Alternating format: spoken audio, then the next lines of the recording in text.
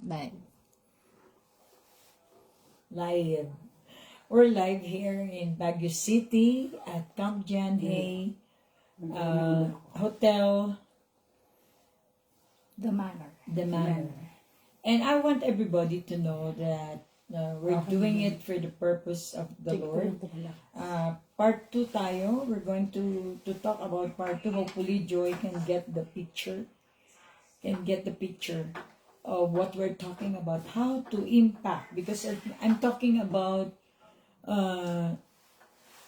imposing, or bringing the gospel in this world that we are living in, the kingdom of our contemporary world. So the kingdom of God must be penetrating, because light is powerful than the darkness. So therefore, that's why I told Joy that we need to show the evidence. People are saying, "Oh, hallelujah, praise God, God is good," but there is no fruit. We cannot deny it. The Bible said that if you want to know my people, look at their fruit. The fruit will tell the root.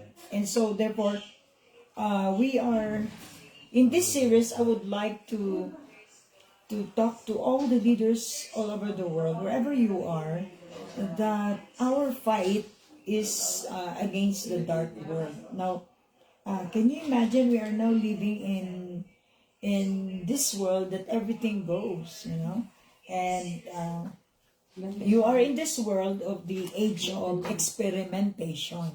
That's why we have lots of live-ins, no more live-outs, live-ins, and what else? Drugs. We don't know where we are headed.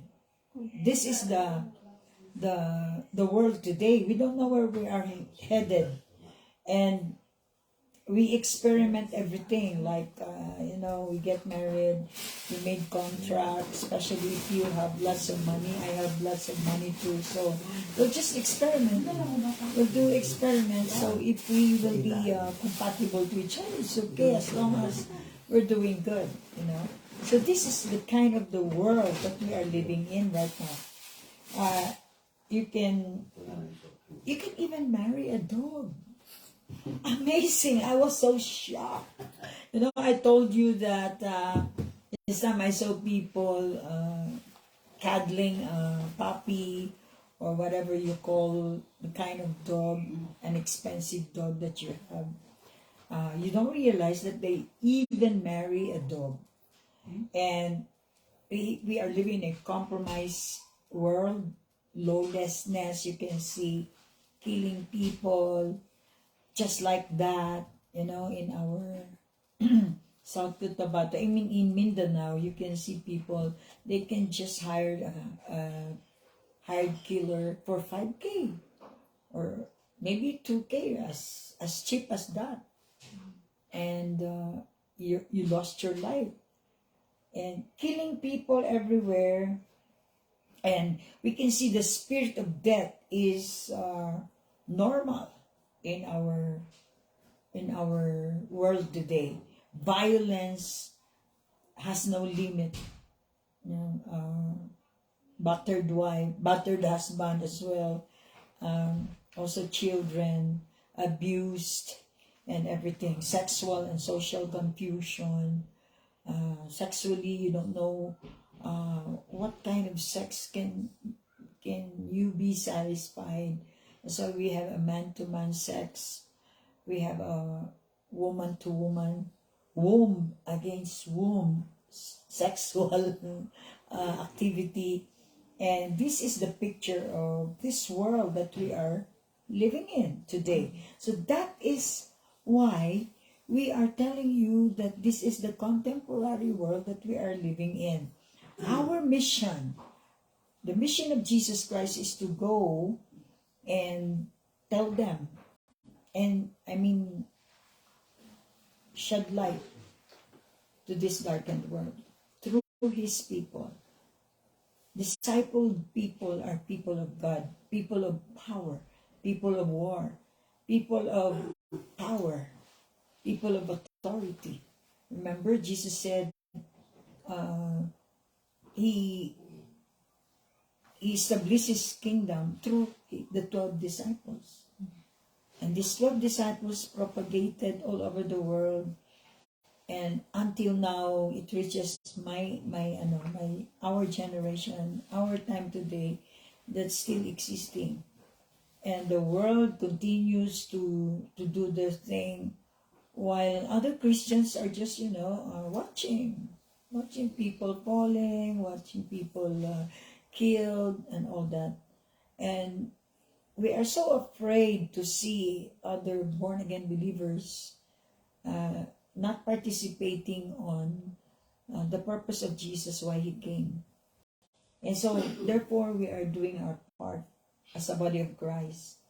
So this means that we have to solve the problem of this earth that makes you different.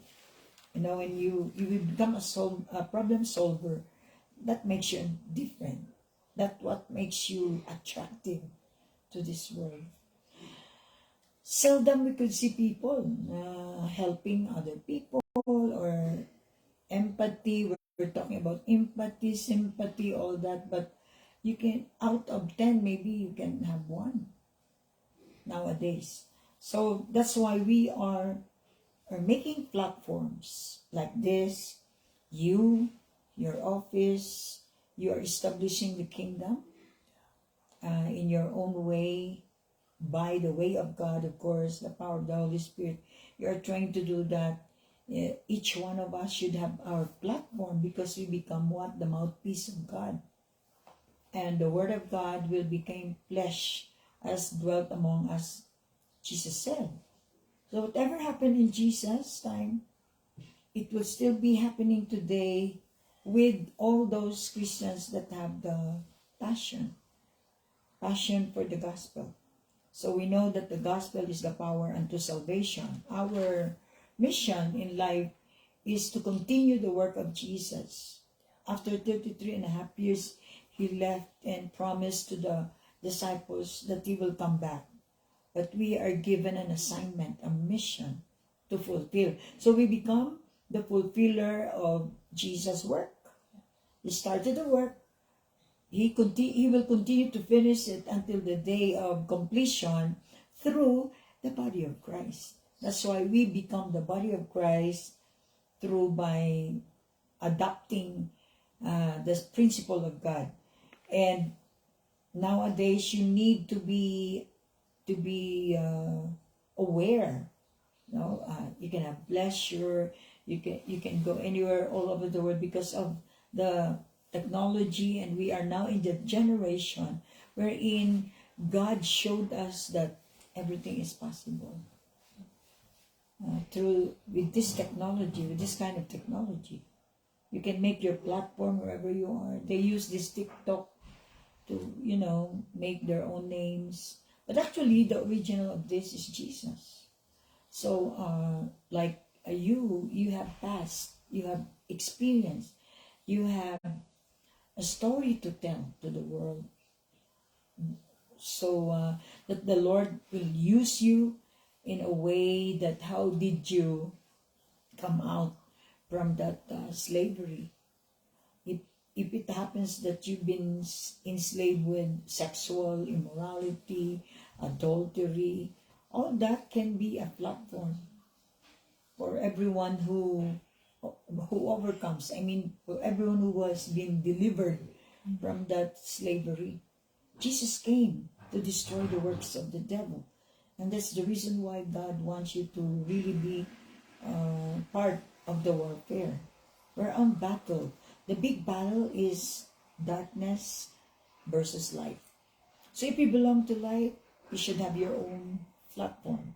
We establish platforms in our VCF in South Cotabato, from children to women's to men, so that we can reach people. Billions of people all over the world are suffering. So what can we do? That's the reason why Jesus taught us. He discipled us. He empowered us for us to be deployed to do His work. So, how can you live without? Now, living in this planet Earth is very, very tough, right? You're trying to bring holiness, and here comes the unholy world. So, how could you live victorious life here on earth with people that keeps on killing? I mean, those people who keeps on destroying things. This is a challenge for all of us, people of God, that we need to discover how to live without, imposing yourself, because the world is so sensitive. It's time you say repentance, that for them that is a bad word. So, but if the devil, as I told you, if the devil has strategy, we should be more strategical, because we are higher than them. So we need to know the original story, the background of the Bible, so that we know where we are at, and how are we going to do that as we accepted the challenge of invading the dark territory with your marvelous light. So you get to understand that the world, the age of change is now. This is a now, what they call the age of change. We are in the world that the age of experimentation, as I have told you, that everything is experiment to people. They keep on having knowledge after knowledge. You'll be amazed at the knowledge of the world, but yet at the end of their life, they knew that they will be going to nowhere, and yet they're still doing it. See? So that's why we are so blessed to really know Jesus, because Jesus taught us the way. He taught us the way, the truth, the real truth. Because if the truth of Jesus is the same as your truth, then you will become one. Not all truth are the real truth. Only Jesus is the truth. That's why He is the truth, the way, the life. And God wants you to know that the world cannot heal itself. We have scientists, we have doctors, we have doctors of doctors trying to experiment, trying to discover everything. But, we discovered that no matter what you say, you're still in the limited area. Because heaven is heaven and earth is earth. So we need to be open and remember that this world cannot heal. I remember the song of Michael Jackson, "Heal the World, make it a better place for you and for me. In this human race, there are people dying." You care that there are people dying, but what are you doing? You're just singing. Can your song heal the world? You cannot.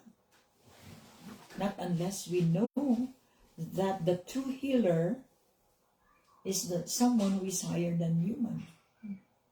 You sing, you aspire, you inspire people about healing the world, and yet you're doing drugs. That's why God wants you to really be educated. So, when you go around, you can see people who are so, you don't know if they are true or not. Yeah? When each time you ask them sa Pilipino, "Kumusta ka, brother? Purihin ang Panginoon." Laging ganun, sadyang napakabuti ng Panginoon. God is good. Hanggang mamatay ka, God is good. Talaga naman po, kahit anong gawin natin, talagang God is good. 100%. You can never even minus up or 99.5%. God is 100, absolutely 100% good. So what do you mean when you say God is good? It is For me, it's an invitation for me to be good.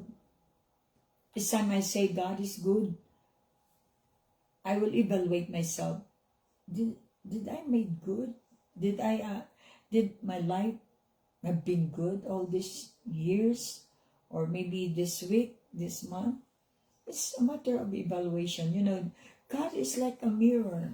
He wanted you to see yourself in Him. That's why the Word of God is judge.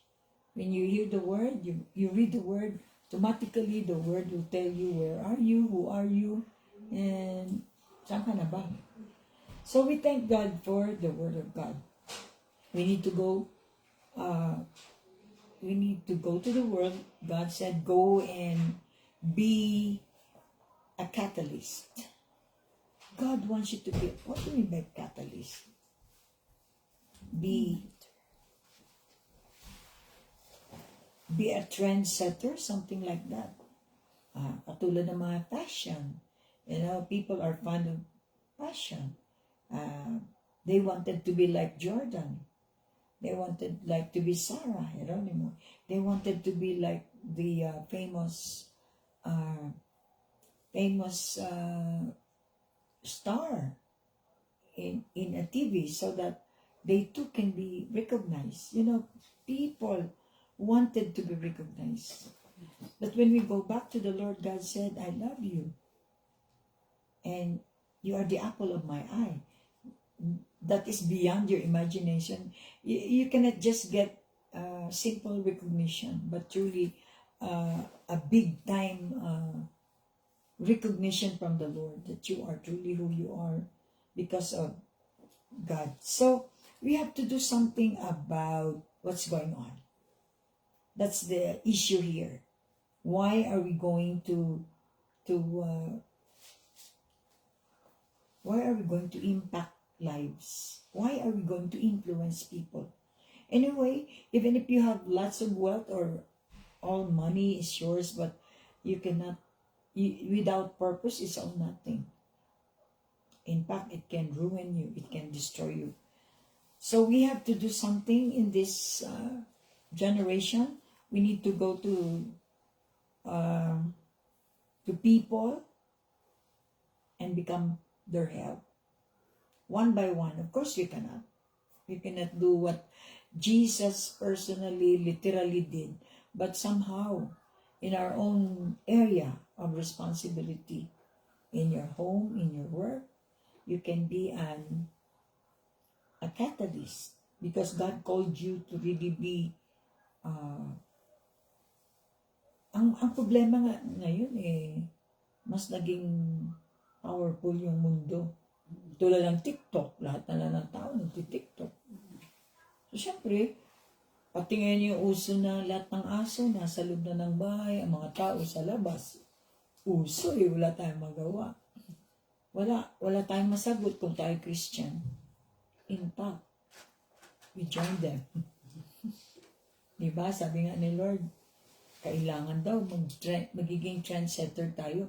Mas maganda kasi yung trending nila yung magagandang mga balahibo na mga aso. Can you imagine you spend a lot of time, focus, and money on how to take good care of the puppy just to say these words. So cute.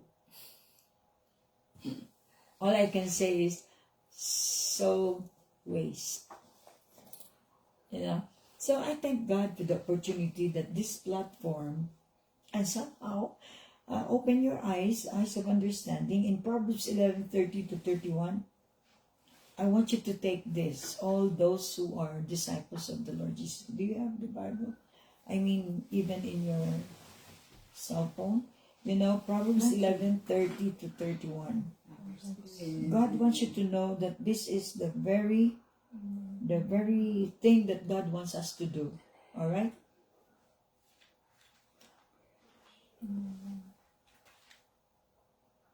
This is the essence of why are we talking about the impacting of God's government,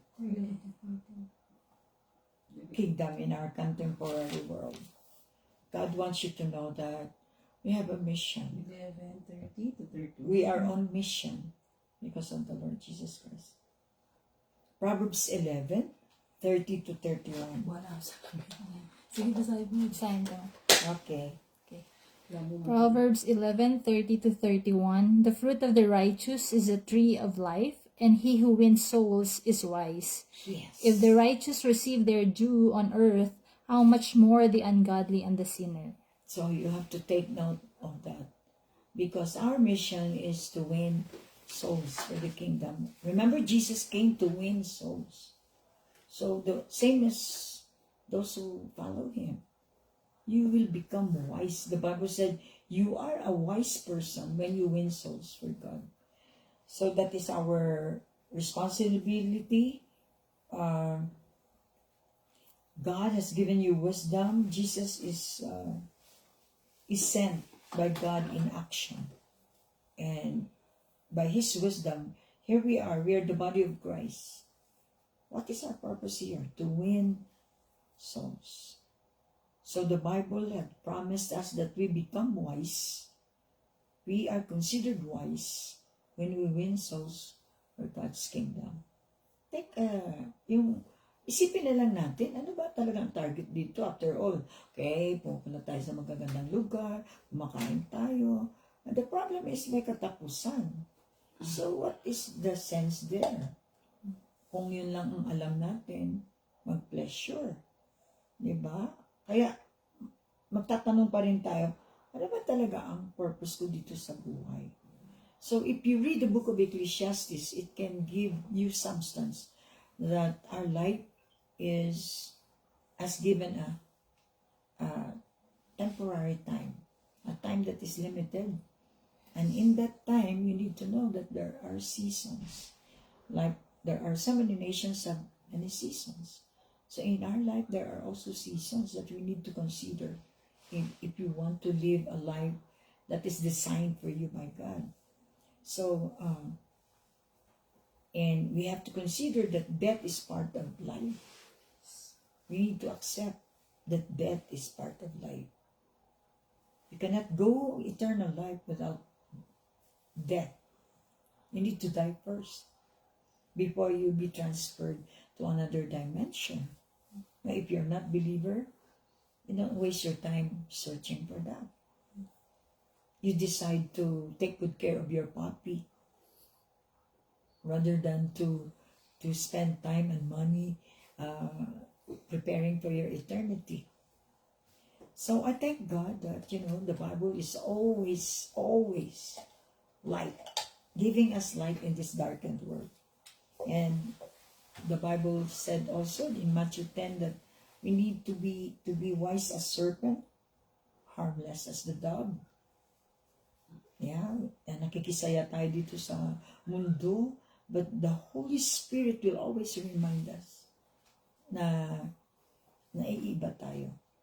We should be set apart. Ang sinasabi ko nga, lagi niyong tandaan, anong diferensya ng anak ng Diyos at hindi anak ng Diyos? Is power. God said in John 1:12, will I give you power to become my children? So without power, you can never be considered to be a child of God. So ano yung kapangyarihan na yan? The same as kapangyarihan ni Jesus nung siya ay nandito sa lupa. 33 and a half years, he stayed here on this planet Earth. Has given him his testimony as a man, 100%. And when he died, he proved to the Word of God that whatever he prophesied has realized. And now we are in the Holy Spirit time, the Holy Spirit age, where he poured out his power to all men and women, prophesying and all that. All those function of the Holy Spirit will be evident in the lives of the children of God. And that's what makes you different from this world. So, how could we influence people who are afraid of us? That's why talking about religion is totally different from relationship. Pagkabungad mo, sasabihin mo agad yung verse. From Genesis down to we need to adjust. Siyempre, nung araw, ganun din ang turo sa atin eh. But sabi ko nga kay Eagle Joy, sabi ko, everything changes. As you grow mature, you've got to adjust. So habang tayo lumalago bilang Kristiyano, so we need to study, we need to grow in the knowledge, and you also have to look at around what's going on, so that you will be you should be relevant to the situation, to the kind of life we are living here on this planet Earth. So how do you, kaya meron mga seminar tayo pero hindi pa rin effective. But it's about the action of the Holy Spirit, the power of the Holy Spirit to reenact the Word of God in our lives. Paano mo i-invade ang taong religious na hanggang ngayon di pa rin nasusolve ng mga churches, ng mga religious people? Kasi yun nga, una, ang religious people are banded with, in bondage din sila ng mga ano nila, sinful nature. So remember, God is holy and He wants you to be holy first in order for you to contact Him. You cannot contact the Holy God without holiness. So that's the reason why our model is Jesus. Our template is His Word. That He says, this is how we approach the Father. We must approach the Father through the Son and by the power of the Holy Spirit. So we need to have intimate relationship with the three-in-one God. And every parts has function. And by the time that you grow mature, you start to enjoy the love of the Father, the direction, and the law. I mean, the word which is the word of Jesus, and also the power of the Holy Spirit, the company of God as a born-again believer. Kaya nga po ang sinasabi niya, we shall behold the glory of God. What is glory? Is knowledge. What is glory? Is the workmanship of God. When you look at the sky and the clouds are moving, then you say, wow, it's the glory of God. It means to say, it's the work of God. No one did that. Kahit nga yung sa Bohol na yung mountains na marami, chocolate hills. No one architect that. No one designed that. Walang nag-engineer nun. It's just but natural. Kaya nga nakaka-amaze yung Diyos, di ba? At marami pa tayong ang problema lang, talagang the devil has also strategy na kunin yung attention natin para hindi tayo tututok sa mga gawa ng Diyos. That's why we cannot bring the glory of the reality of God because ang focus natin nasa mundo. Kaya nga sabi niya in Proverbs 18:19, offense, di ba ngayon napaka-sensitive ng mga tao sa pamilya natin. You don't really mean it, maybe mainit lang ang ulo mo, talagang pwede na kayo 10 taong di mag-imik ka magkapatid. That's how powerful the tongue is. So we need to study. Ang salita talaga ng Lord ay tabak. Hindi siya, nakakaroon siya ng confusion sa walang Holy Spirit. I rebuke people when the Holy Spirit is taunting me to do so. Hindi tayo nagre-rebuke dahil gusto lang natin mag-rebuke. Because anyway, the Holy Spirit is in control. He knows what He's doing. Pinapagamit lang natin ang ating katawan. Yung risk lang doon, kakalabanin ka ng tao kapag na-offense sila.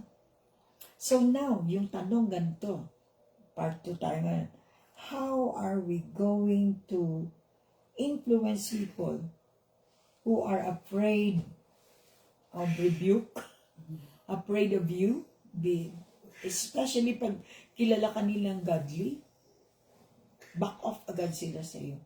So hindi naman pwedeng, back off sila, so wag. Di ayaw nyo, di wag. Hindi naman pwedeng ganun. So God wants you to really be strategical so that you can at least reach and win people for Jesus. Don't, kapag nakausap mo yung sinner, Siyempre may mga strategy tayo. Hindi yan tinuro sa Bible. Kaya you need to be a revealed person. You need to have lots of experience para meron kang further elaborations kung paano, how are we going to reach people. Like yung mga sinner people, don't ever tell them that they are a sinner.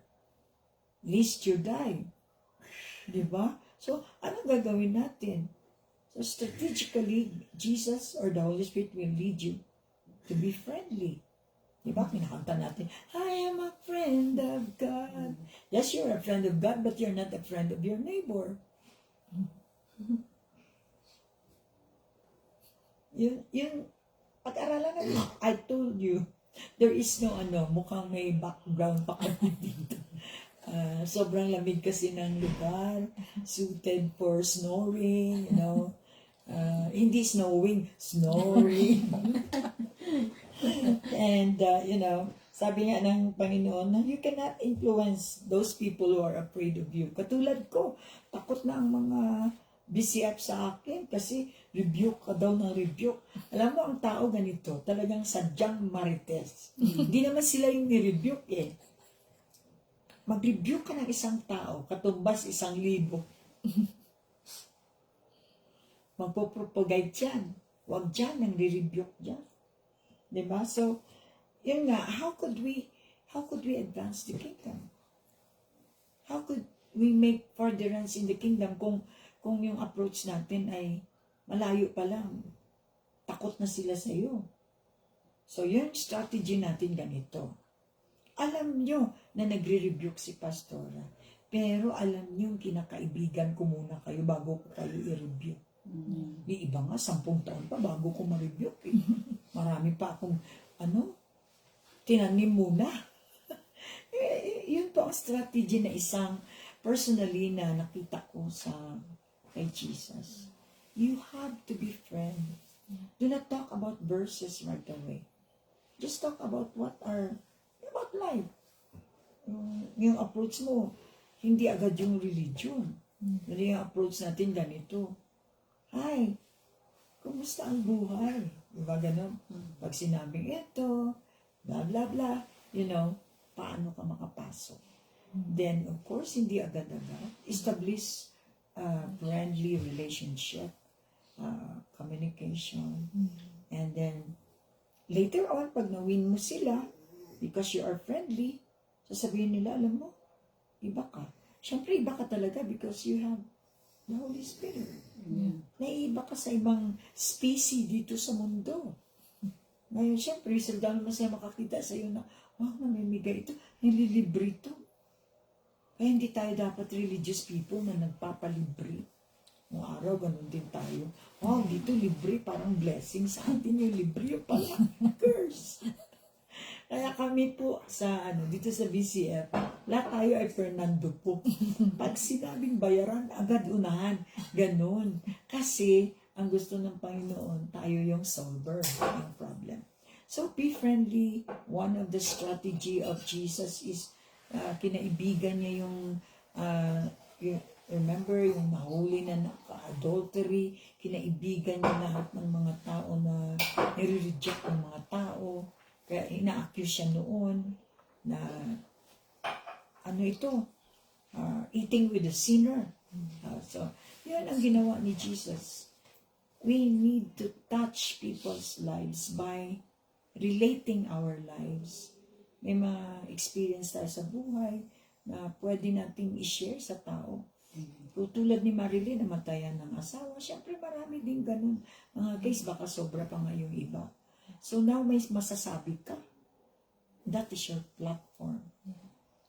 So, yun po ang isang sa mga strategy ni Jesus. Be friendly. Talk about life. Nung pumunta po ako ng Abu Dhabi, diba, bawal dun yung magdala ng Bible. Talagang nagtatago kami, underground. Lalo na yung, nanguhuli talaga sa Abu Dhabi. So, anong ginawa namin? Paisa-isa kami pumasok, and then kapag meron kaming ng mga Arabs, we just, be friendly to them. Nagiging friendly din naman sila. And then kinakausap namin, sometimes nilibre kami sa mga kainan, and then be nice to them, and they, of course, walang taong hindi gusto ng mga nice people. Do not be rude and tell them that you are Christian. Kaya nga, iba ang tingin ng mga Muslims, ng mga tao sa mga Kristiyano because of our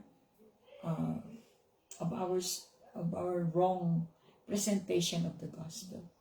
So let us be friendly, and of course the Holy Spirit will lead you, guide you kung paano magbigay ka ng space para sa friend.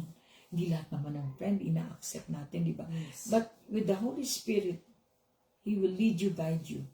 And then, when you capture the heart, kasi when you touch somebody, meron na ako na mentor noon, napakaano niya, wild. Ang kinukwento ko, wild, lahat na lang ng, siguro, uhaw talaga sa taga-baryo. Nakapunta lang ng Manila, talagang lahat ng lalaki ata nakatikim sa kanya, parang gano'n, pinagmamalaki niya pa. So, nakaramdam ako ng awa na sa Korea siya. Then, gusto ko siyang ma-met. Kinukwento kasi siya ng mga BCF din na grupo. Then, sabi niya, pag na-meet ko yung mami niyo, baka didemonyohin yan. Sabi gano'n. Parang nag-challenge kaming dalawa. Then, finally, na-met ko na nga yung babae. Unang tingin niya sa akin, umiyak na siya. Eye to eye. Until, yun, hindi ako nagsabi na siya, makasalanan. Basta lang, I adopted her sa mission house namin, at ng damit ko, pinapagamit ko sa kanya. Pwede ko lang yung lahat ng nasa akin. So, siya, naka-feel siya ng importance. Alam mo, ang tao ganun lang eh. O, yung importance na naman hinanap nila, nakita mo siya, yung sweldo niya, parang tinatapon niya lang. Just to have fun, just to have pleasure. Sabi ko, bakit mo pinapahirapan ang sarili mo? Hindi ka ba nagpapagod sa sarili mo? Yung tanong ko na yon, nagbukas ng heart niya, umiyak siya, then the truth come out. Hindi ko na kailangan sabihin about Jesus. Umiyak na siya eh. Ngayon umiyak siya, karamdam siya ng confidence sa iyo, trust. When somebody trusted you, they consider you as a friend. And that start. You don't have to talk about the verses na alam mo, kundi you just talk about, so, yung kanyang mga longings sa buhay, which eventually, yun mo na, ililid mo na sila sa Bible. So, until na born again nga, ganun lang. So, maraming iba't ibang strategy, but the famous strategy that Jesus did is to really be a part. Can you imagine? He's a king. He owns heaven and earth, and yet he came as a normal person. Karpintero pa yung tatay niya kasi gusto niya mag-relate sa ating situation. So we can be that because Jesus is in us. That is one of the strategy on how for you to win and invade the territory of the devil in this planet. Why I'm talking like this is all because ang 8th mission ko is si Joy. Na talagang siya invader na rin. O parang sa movie, invader na rin. So, alam mo kung sino ka. Sabi nga dito sa Matthew 10, diba? Be wise as a serpent. Parang akala ng mga tao, ito, worldly din ito. Mananamit, parang diba? Pero hindi nila alam. When they come into your person, they will be amazed. Iba pala. And then doon mo sila mawin. So, hindi naman ibig sabihin, pag prostitute yung kasama, mag-prostitute ka rin. No, ibig sabihin na you understand them. Understanding is power. You understand why are they selling their bodies. Tandaan nyo, si Joy nasa kuko ng Maynila. And this is a field. The field of death. Realize mo ba yun, Joy? Yeah. Oh, yes. You are in the field of cemetery. So, what shall we do then? You came here, you were trained, anointed, empowered to do the job of Jesus, to wake up the sleeper, to put light doon sa mga dead people in the spirit. Resurrection power must be upon you so that, kunting kausap mo lang yung tao na buhay. Yun ang ating project dito. So, yun po ang part 2 lang. Pero bago tayo mag-end, I want you to see the surroundings and also, mamaya after na, magkonti lang, like 5 minutes lang, Joy, tell our brothers and sisters kung paano, kahit a glimpse lang ng experience mo dito as a mentor. Kasi naging mentor ako sa'yo, naging mentor ka rin. So, ganun ang stages eh. You will not remain as mentee. Kung talaga nag-grow ka, you should become a mentor. Magkaroon ka rin ng mentee. So, let's hear from Mr. Joy Bacod. And you know her. So, pag ganun lang, dito ka lang. Dito ka na. Ayan. Ayan, dito sa kabilang kita ninyo. Mamaya ikot natin yung surroundings ng ating hotel. Okay. Kita ba? Kita. Yes. Alright. Good afternoon, everyone. I just want to take this opportunity also to be a testimony of how the Lord has molded me through the leadership of Pastora Marlene. And indeed, now that I am a leader, leading leaders also, I can testify that the basic things like spiritual disciplines, lahat yan kasi, lahat kasi yan, Of course, it was Pastor Marlene who has taught us how to read the Word, how to have devotion, how to live out the Word. No? Hindi lang yung pag andyan siya, magbabasa na tayo, tapos anong word mo today? Tapos saka lang mag-check ng Bible verses. It's not just that. But yung relationship natin with the Lord, it's something that of course, it's the Word, it's the Spirit of God that will establish us. And then, the continuity is with our personal relationship with the Lord. Sobrang importante na it's one thing that, yes, na turuan tayo, na mentor tayo ni Pastora, but when we're left on our own, me being in Manila, na now leading leaders, leading a lot of women, a lot of people also, I can attest that the training is very important and you should continue doing that. And the very key also is obedience. Obedience to God. Pag hindi ka po nag-o-obey sa salita ng Diyos, after a while na on fire ka, the next day, you're back to your old self.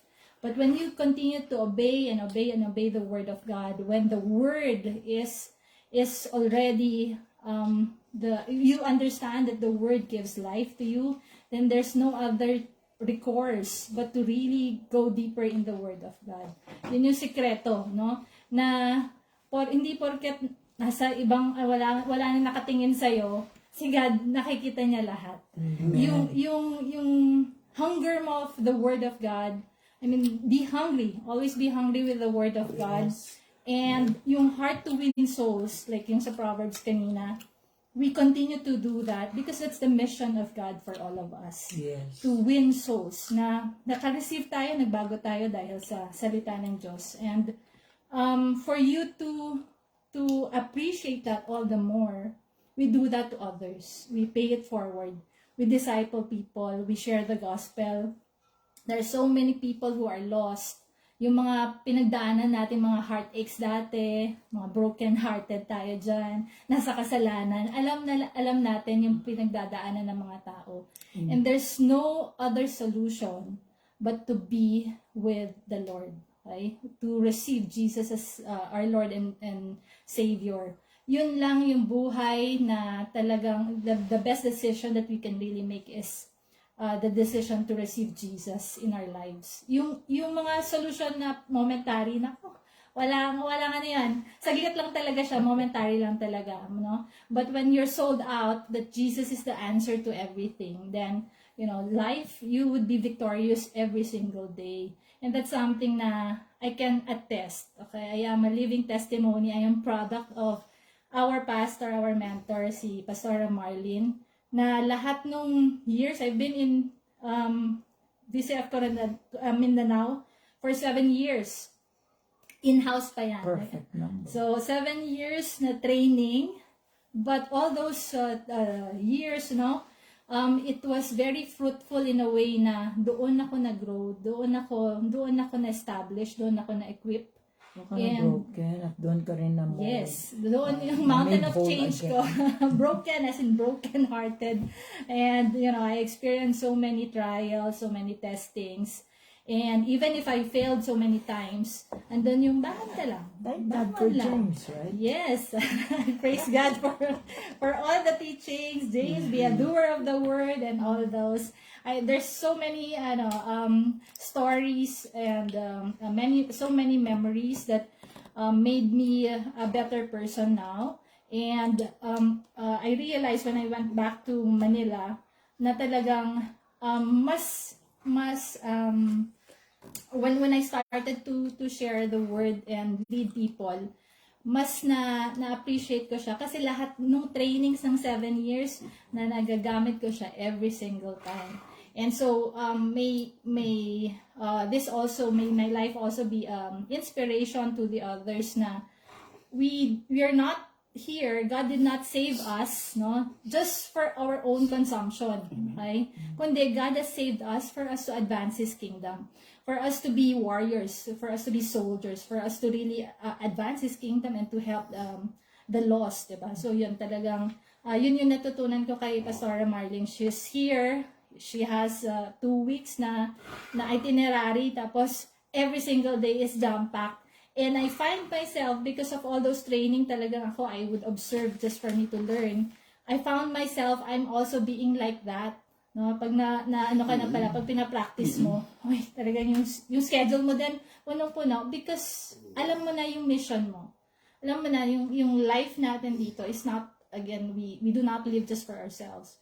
We live for God's purpose. We live for God's glory. And so with that said, I'm just thankful and I praise God. We're here right now in Baguio. Right? This is also an answered prayer. When we last came here, we just took a picture dun sa entrance. But it was a prayer for me na, no, I will stay here with Pastora Marlene. And yes, we are here now. And it's a fulfillment of some prayers years back. But God really would fulfill our prayers. And so for everyone else, also my BCF family, yan, keep on praying. Lahat tayo nagpa-pray. And I know there's still so many things that God has in store for each one of us.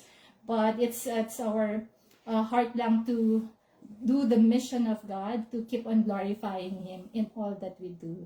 Yan. So thank Say you. hi to Mark. Ayan, hi Mark in Dubai. Dubai, yes. Sige, later on, golden yan. Of course, we are here to reach every people also around the world, diba? And we're doing it already. God has put that in our hearts. Yes. And it is being fulfilled, diba? So andun yan. Sige, continue lang tayo kasi, God is really spreading us all over the world for His word to spread, for us to really advance His kingdom. And Yes. so, yung iba pa sila sa Europe, Yeah. sila Tata, yan, hello, yan. Netherlands. Sa Netherlands, meron pa sa Saudi Arabia. Saudi, si Emeren, hello, yan, di ba, Si dati, oh Denise, my God, ha? nung sa, Dati nagalayan lang kami. nagalians na kami sa mapa, saka yung mga costume lang dati, but now, di ba, Come to reality. yes, we get to go to different parts of the world. Yes. And I myself have been to, I think, 9 nations already, all by the glory of God, all by His grace, all by His provisions, yung mga ganon. And so we continue to dream big. Kasi yung dreams naman na yun, si Lord pa rin nabibigay. Yes. Then, at His timing, then we get to explore and we get to experience the joy of the Lord. So yun. So I'm thankful lang. Thank you, Pastor Marlene, Mama Marlene, for this opportunity also to share with you all. Yes. Yan. Amen. Kasi maganda po talaga na real, reality. We come to from dream to reality. Yan, may mga dreamers ko yan nung araw. Talagang they just keep on dreaming to go somewhere else. Tapos, Yun, syempre pain, ginagamit ng Lord yung ating mga sakit sa puso, sakit sa bulsa, sakit sa lahat, sakit sa ulo. And then God is going to show you His power. So talking about strategies, we will be talking that in different series. We're trying, kasi instead of me talking to Joy alone, it's better to be global. Wow, global tayo. Diba? Yes. Imagine, sabi nga nung araw parang imposible itong ginagawa natin ngayon. Pero ngayon, talaga ngayon na. You see now. So understand the dynamics of strategy. You need to understand the dynamics of influence. Diba, naalala niyo, sinabi ko, first year pa lang ng DCF, ulit-ulit ko yan, yung pastor na nag-prophesy sa akin, sinabi niya, now that you're going to the world, influence the world. Do not be influenced by the world. So yun lang po ang dinala ko. People are thinking of money, dollars, when I came from Korea. But hindi nila alam, yun lang ang dala ko. But it produces a lot. It produces you. Okay. Paano yan kung hindi ako umuwi at hindi ako nag-influence sa inyo? Alam ko naman na hook ko kayo. Yeah. Na-attract ko kayo sa mga model na yan. So, tingnan nyo, naging model na kayo. Tingnan nyo naman. I mean, influence is powerful. Yeah. Simpleng mga lifestyle mo na na-attract ang tao. They start following you. Diba? So, yun ang strategy ni Jesus na kino-combat naman ng world. Yeah. Meron din siyang pang-counter. Kaya there's a war between the light and the darkness. We have to be aware. Yan, lumalaki ang mata ni Joy habang every year nagle-level up. Pinapalaki ko yung mata niya. Don't you know, nandito ka na ngayon sa grade. You're living in Manila, city of grave.